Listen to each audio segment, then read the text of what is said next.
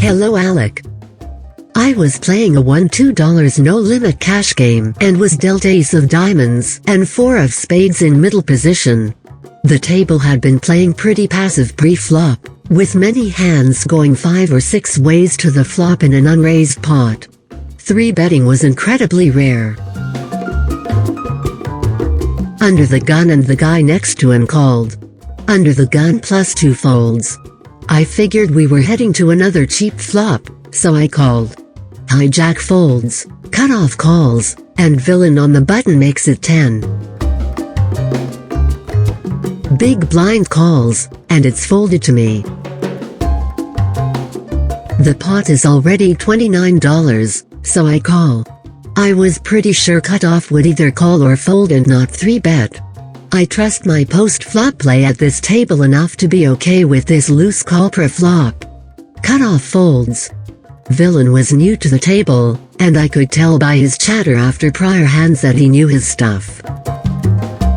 He'd probably noticed, as I had, that the table was playing fairly tight and passive. He had not seen me play any hands before this, and were 3-way to the flop. To the flop. Flop comes queen 6 of clubs and 6 of hearts. Big blind checks, I check, and villain bets 20 into a pot. Big blind calls.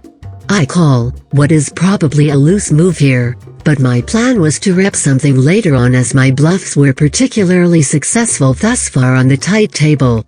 I was more scared of big blinds at this point than villain. Turn is 9 of diamonds. Checked all the way around. River is queen of hearts. I'm okay with this. I've got the best kicker for the board's 2 pair. Big blind checks, I check hoping to show down. Villain bets 50, and big blind folds. Now, here is my dilemma. I've already concluded that if anyone is capable of a bluff here, it's villain. Without doing any hard math in my head, I'm thinking there's quite a bit he could get here with that doesn't include the 6 or queen. Club draws, some weird straight draws that the 9 on the turn created. Further, would a 6 or queen have played it the way he did? If he had a 6, his flop bet sizing was a little thin to drive out club draws, and why check the turn? A queen doesn't quite make sense to me either. After about 2 minutes, I decide to call given these thoughts and the pot odds of almost 3-1. As I call, he says out loud, "Did you really just call me with ace high?" He shakes his head and mutters, "I could have value bet a 9 there, chump." I won the pot, but was this a good call? Am I a chump? I don't want to get into the habit of going for these hero calls too often.